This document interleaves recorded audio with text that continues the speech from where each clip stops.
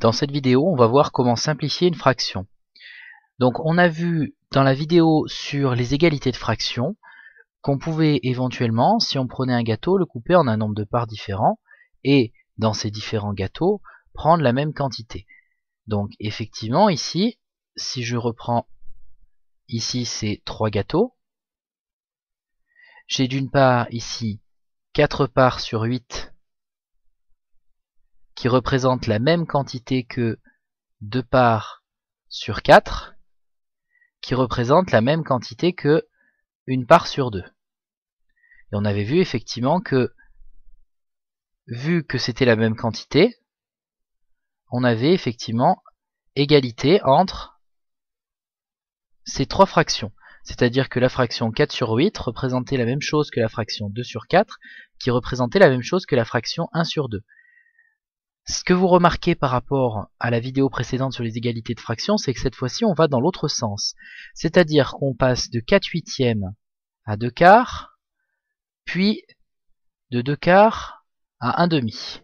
C'est-à-dire que là, cette fois-ci, c'est comme si on recollait les morceaux du gâteau, et que pour que les choses soient plus simples, pour que effectivement on voit les choses plus simplement, on se dise j'ai pris la moitié du gâteau. J'ai pris, ok, le gâteau était coupé en 8 parts, j'ai pris 4 parts, mais c'est comme si j'avais pris la moitié du gâteau. Donc j'ai dit plus simplement quelle quantité du gâteau j'ai prise. Donc c'est ça le principe de la simplification d'une fraction. C'est d'essayer d'écrire une fraction sous sa forme la plus simple possible. Plutôt que dire j'ai mangé 4 huitièmes du gâteau, on va tout simplement dire j'en ai mangé la moitié. Donc essayons maintenant de comprendre comment fonctionnent les égalités de fractions, mais dans l'autre sens.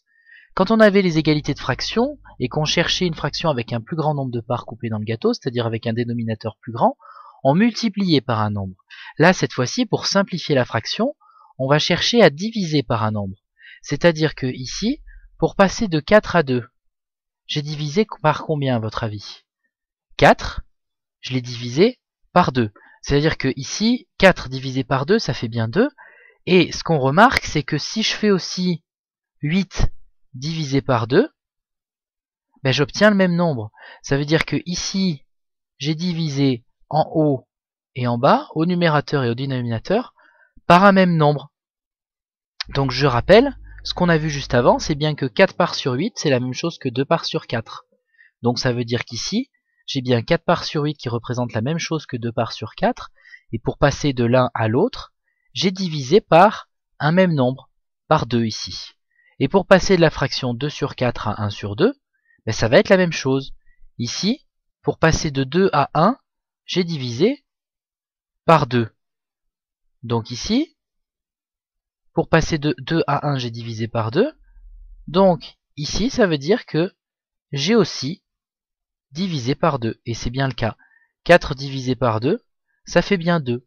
Donc la fraction 2 sur 4 est égale à la fraction 1 sur 2. J'ai simplifié la fraction en cherchant au numérateur et au dénominateur à diviser par un même nombre. Ici, j'ai divisé par 2, 2 fois d'affilée. Et j'ai pu dire que la fraction 4 sur 8, c'était la même chose que la fraction 1 sur 2. Maintenant, il y a une autre façon de voir la simplification de fractions. Essayons déjà de voir sur cet exemple-là. 9 sur 18, je peux essayer de chercher un nombre par lequel je peux diviser 9. C'est-à-dire que tout à l'heure, on avait le résultat. On avait 4 huitièmes qui était égal à 2 quarts. Donc on savait a priori, il n'y avait plus qu'à trouver par quel nombre j'avais divisé. Ici, je ne sais pas encore par quel nombre je peux diviser.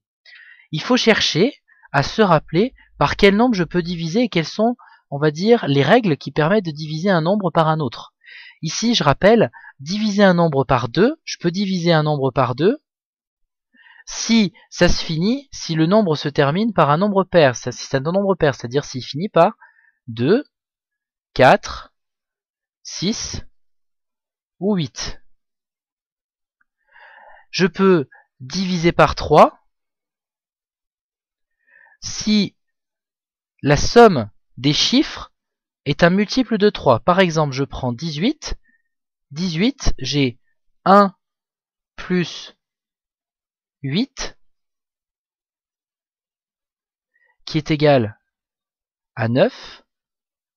Et 9, c'est bien un multiple de 3. Dans la table de multiplication de 3, on a bien 3 fois 3 qui est égal à 9. Donc 9, c'est bien un multiple de 3. Pareil ici, 9, c'est un multiple de 3. Donc ça veut dire qu'a priori, ici, je peux diviser 9 par 3, et je peux diviser 18 par 3 aussi. Donc ça veut dire que ici, je vais trouver une fraction équivalente, une fraction égale, en ayant divisé en haut et en bas par 3. Et regardez bien, effectivement, la fraction 9 sur 18, elle est égale à la fraction 3 sur 6. 9 divisé par 3, ça fait bien 3. Et 18 divisé par 3, ça fait bien 6. Donc ici, j'ai pu diviser par 3 en haut et en bas, puisque les deux nombres pouvaient se diviser par 3. Et donc j'obtiens 3 sur 6.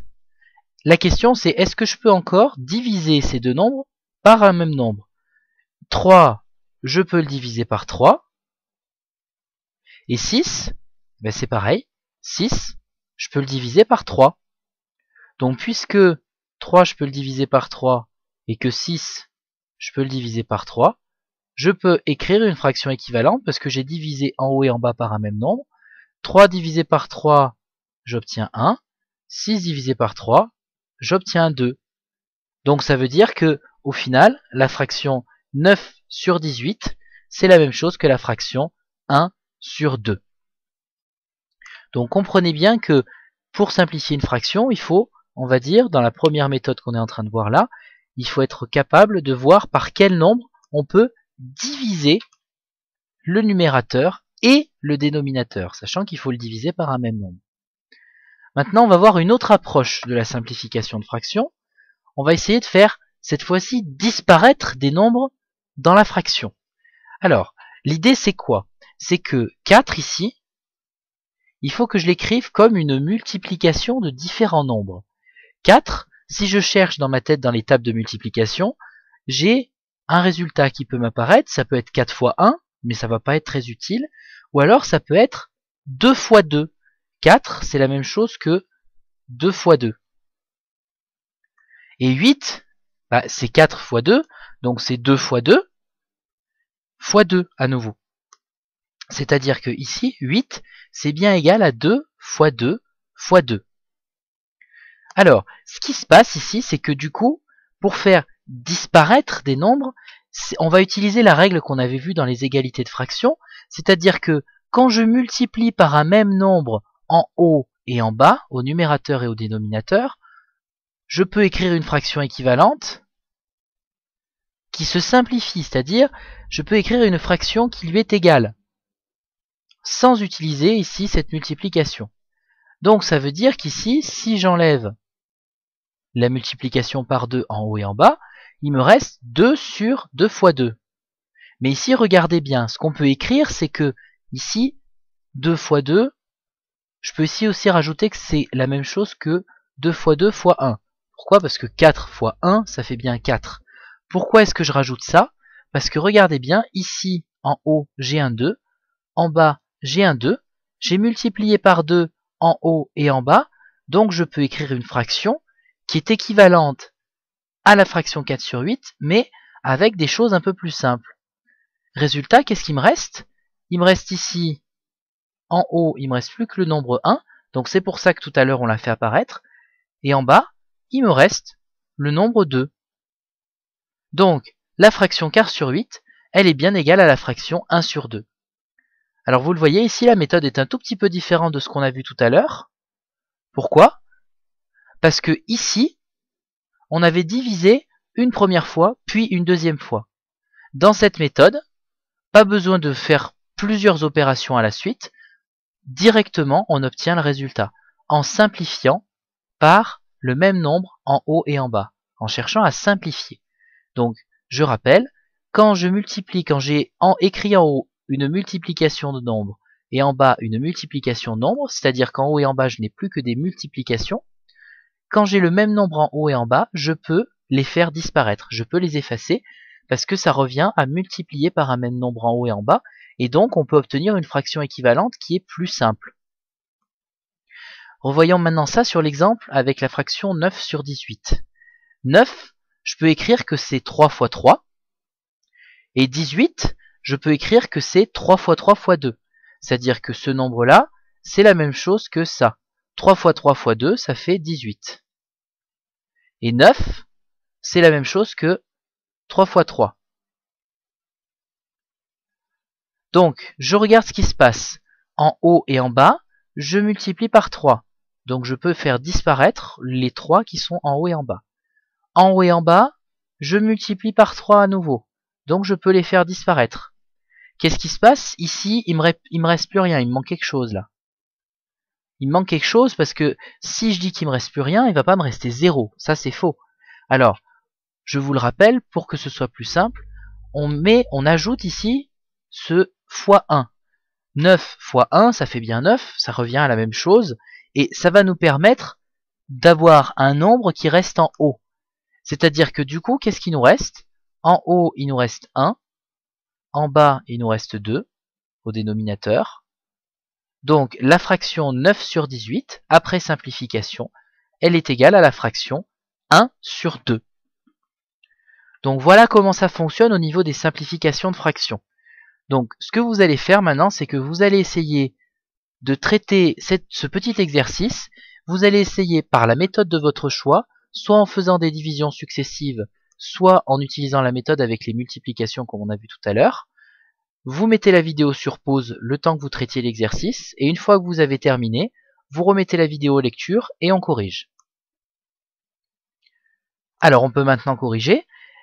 15 sur 12, 15, je peux essayer de le diviser par un nombre. Je peux le diviser par 5,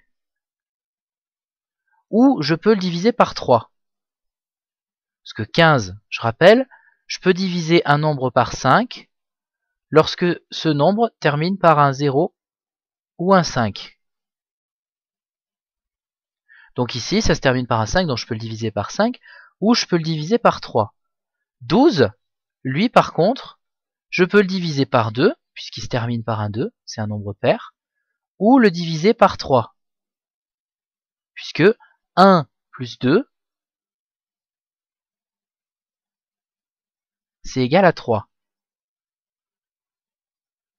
Et 3, effectivement, ça peut bien se diviser par 3, c'est dans la table de multiplication de 3. Donc, ça veut dire que 12, on peut aussi le diviser par 3. Donc ici, le nombre d'en haut, je peux le diviser par 5 ou 3. Le nombre d'en bas, je peux le diviser par 2 ou 3. Résultat, je peux diviser en haut et en bas par un même nombre. Je peux les diviser tous les deux par 3. 15 divisé par 3, ça fait 5. 12 divisé par 3, ça fait 4. Donc au final, la fraction 15 sur 12 est égale à la fraction 5 sur 4. Et on ne peut pas aller plus loin. Pourquoi? Parce que 5, à part le diviser par 5, on ne peut rien faire d'autre. Et 4, on ne peut pas le diviser par 5. Donc on ne pourrait pas trouver un nombre qui divise 5 et 4 de la même façon. Donc ici, sur l'autre fraction, 28 sur 42, on va s'y consacrer tout à l'heure. Moi, ce qui m'intéresse, c'est de voir l'autre méthode. 15 sur 12, je peux l'écrire comme 5 fois 3. 15, c'est 5 fois 3. Et 12, je peux l'écrire comme 4 fois 3. 12, c'est égal à 4 fois 3. Qu'est-ce qui se passe?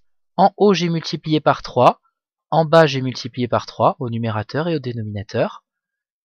Donc, je peux écrire une fraction équivalente à 15 sur 12 sans multiplier par 3 en haut et en bas. C'est-à-dire que ici, j'obtiens la fraction 5 sur 4. J'ai multiplié par 3 en haut, en bas. Les 3 disparaissent, entre guillemets. Il me reste la fraction 5 sur 4. Pour l'autre fraction, 28 sur 42, 28, je peux le diviser par 2. 42, je peux le diviser par 2. J'ai obtenu un même nombre par lequel je peux diviser 28 et 42. J'obtiens un résultat intermédiaire. 28 divisé par 2, ça fait 14. 42 divisé par 2, ça fait 21. Maintenant, la question, c'est est-ce que 14 et 21, je peux les diviser par un même nombre? Alors là, c'est un peu plus compliqué. Il faut essayer de se rappeler de toutes ces tables de multiplication, et pas juste de la table de 2, de la table de 3 et de la table de 5. Alors essayons la table de 7 ici. 14, c'est 7 fois 2. Donc l'idée c'est de se dire que ici 14, je peux le diviser par 7. Et 21, eh ben, je peux aussi le diviser par 7. Parce que 21 divisé par 7, ça fait 3. Et 14 divisé par 7, ça fait 2. Donc là, l'idée, c'est de trouver ici un même nombre par lequel je peux diviser 14 et 21. On peut le chercher à la calculatrice quand vous avez droit à la calculatrice. Ou on peut éventuellement chercher dans les tables de multiplication qu'on connaît ou dans les tables de division à trouver un nombre par lequel je peux diviser ces deux nombres-là. Dans l'autre sens, vous allez voir, on peut faire cette simplification de fraction en une seule étape. 28, je peux écrire que c'est 2 fois 2 fois 7. Pourquoi? 28 c'est 4 fois 7, et 4 c'est aussi 2 fois 2, d'accord? 28 c'est 4 fois 7, et 4 c'est 2 fois 2. Pareil, 42 c'est 6 fois 7, et 6 c'est 3 fois 2. Donc, qu'est-ce qui se passe? En haut, je multiplie par 2, en bas, je multiplie par 2, donc je les simplifie. Je les fais disparaître. En haut, je multiplie par 7, en bas, je multiplie par 7. Je les simplifie. Je les fais disparaître. Résultat, qu'est-ce qui me reste? Au numérateur, il me reste 2. Au dénominateur, il me reste 3. Donc, 28 sur 42, c'est bien égal à la fraction 2 sur 3.